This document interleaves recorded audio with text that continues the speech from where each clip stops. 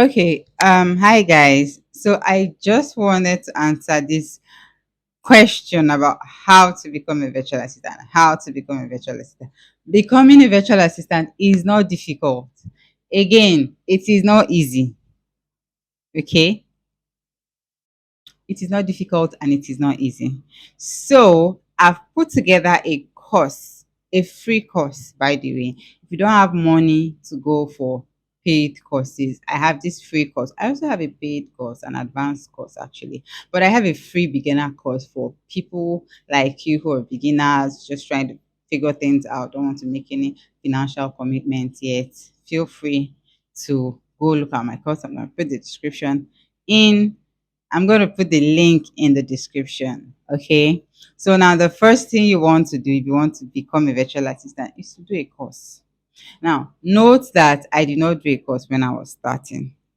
I'd already gotten a gig before I saw a course and I did ALX, and that's why I always recommend ALX to you guys. Anyways, I saw a gig before I did my course. So my course helped me out in the process. Now, what I'm saying is that even before I got that gig, there are certain skills that I already had. I had basic computer skills. I probably had intermediate computer skills. No, let's keep it at basic. I had basic computer skills. I knew how to use Canva. I knew what Canva was for. I knew certain apps. I knew what they were doing. I'd already created free accounts there. So if you mention certain things to me, I already know what it does, right? So at that point, I remember I did WordPress management for the person. I'm not a designer, or at that point, I was not a designer. I can design right now, okay? So, but at that point, I wasn't a designer. So, but then I knew that because I had a cousin who was a designer, who is a designer and would do things, and I was like, oh, so you just have to click this, click that. It's not that difficult. So when push came to shove, I used YouTube to figure things out. Okay, so what I'm trying to say is that first, if you have basic computer skills, you can set up an account. Go on LinkedIn, set yourself up as a virtual assistant. Go on Fiverr, even though there's a clause there now, but see if you can get someone in the abroad to do that one Fiverr for you, and give you the account, right? Now, in that case, yeah, set up a Fiverr. If as a Nigerian you don't have somebody in the abroad, you can just use Upwork. Set up a virtual assistant profile on Upwork, okay? Then maybe take one or two courses. I invite you to take my free course, of course. Now, now that we've had that, so do set up yourself if you don't have a training, if you are like completely blank about what VA is talking about. But if you are not completely, you have some sort of background knowledge, go ahead to set up yourself or do a training. That's what I'm saying. Now that you've done a training, you want to have your resume ready, because there are instances. Now, I have this community of VAs, right? So I've seen a lot of people chat my other admins up. Some people are working as VAs for Nigerians here in Nigeria. Yes, there are CEOs that are not just Tony Elumelu people and all. There are CEOs who are so busy and they need VAs. So they have VAs here working remotely, Nigerians working for Nigerians, I mean. They have VAs working hybrid. Okay. So don't say it's only abroad people. Yes, and then there are the VAs here working for abroad people. So you have so many possibilities. Okay.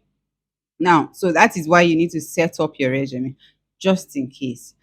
If you set up in places like Fiverr, they might not ask for a resume. But somehow in the conversation, you need to be able to convince the person that you know your work. And so you might need to send a link to your portfolio. Okay.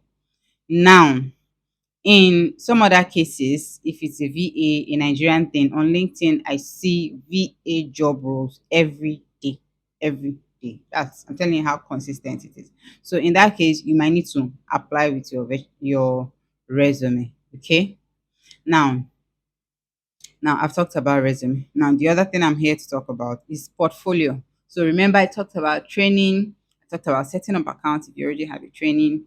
talked about having yourself, your resume, your VA resume. Now I'm talking about having a VA portfolio. Okay, a VA portfolio. Portfolio kind of has a lot of things that you've done, projects that you've done. It can just be personal projects. It can be project that you've worked on.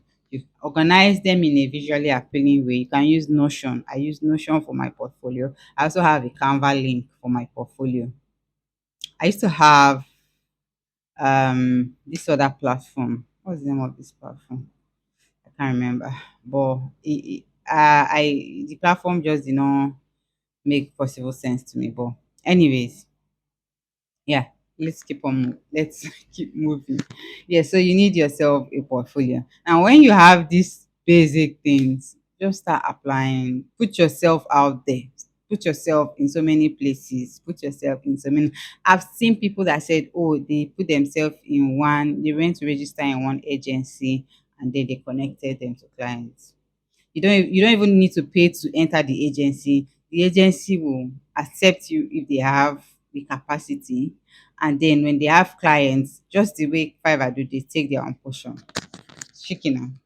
But then that person still has other profiles every other place. Do you get? So there are so many things you can do. There are so many ways you can just make yourself available in this VA journey. I hope this video was able to convince you and not confuse you. Thanks for watching. If you really, really enjoyed this video, please tell me that I'm doing well in the comment section. It encourages me, to be honest. It encourages me. So please tell me that I'm doing well. Like this video, and thanks, and see you again later.